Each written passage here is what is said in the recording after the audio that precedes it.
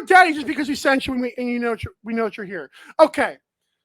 Next thing we're going to be talking about here on this show is going to be a podium of sorts.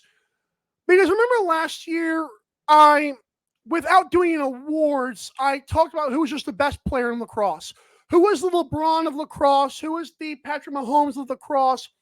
Who is the Shohei Ohtani of lacrosse? Just because those guys don't win MVP every year, even though they might probably should, doesn't mean they're not still the best player in the dang league.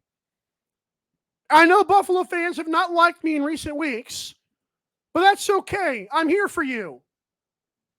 I'm here for you. So, the first one we're going to go with is defending finals MVP Dane Smith. Dane Smith has shown that when he's aggressive, he can score goals this year, despite the shooting percentage not necessarily being where I'd like it to be at 16.9%. I still think Dane Smith having an incredible year.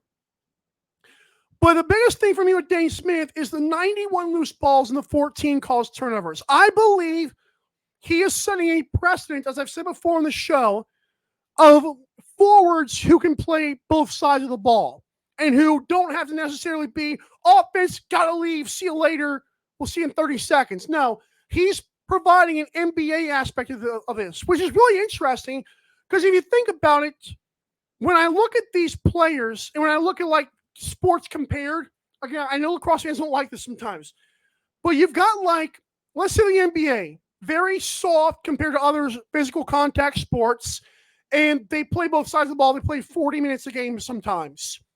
You got the NFL, which is completely different, which is like they play one side of the ball, get off the field, let the defense work. I think the NLL is a happy medium in between that. I don't even know, I'm sure there are NHL players who have done this, but I don't know off the top of my head a guy who's been praised for being not just, and I'm not just saying an offensive player and a defensive player, I'm saying an amazing star player who can also get back on defense. I think Dane Smith is the perfect example of that. Let's get to Josh Byrne. Second best. Josh Byrne, 42 goals. Absolutely insane. I wonder how insane Josh's numbers would be if he wasn't on the Bandits. It's kind of like what Bandits fans tell me is the Connor Fields effect.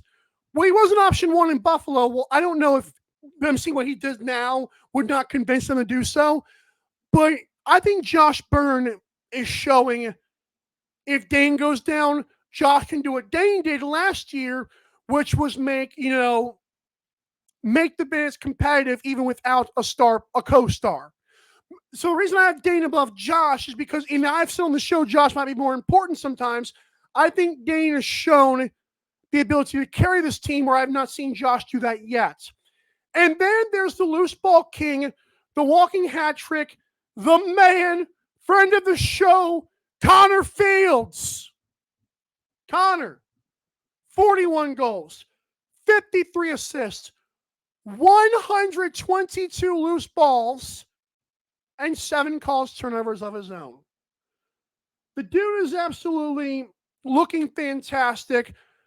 I love Connor Fields. You guys know this. For such a slight frame, he's setting a mark for guys who may not be the biggest players to still be number one option on a team and be physical at the same time. He's not just, because Jeff Teague to me is a number one option, obviously, but to me, Jeff Teague is not like the grind and he's got to loose balls, but he's not the get back on defense. So that's why I gave Connor Fields the nod, even though that was a tough decision between those two, in case you're wondering. I think for the offensive players, if I had 3 for my money right now, Dane, Josh, Connor, deal with it. The stuff comes on the glasses. Sunglasses come down. That's for tomorrow. That's memes. But yeah. No, I think these are the 3 best players in lacrosse. And I believe, I'm not sure when I'll do the next one, but I'm also going to be doing defensive players and goalies. Again, these are not the awards. These are just who I think right now, for my money, I don't care if they're not having a good year, Matt Vince, so there you go. I don't know who should win the award. I'm telling you who's the best right now, and who in the playoff game 3, who I want for my money, is those 3 poppies right there.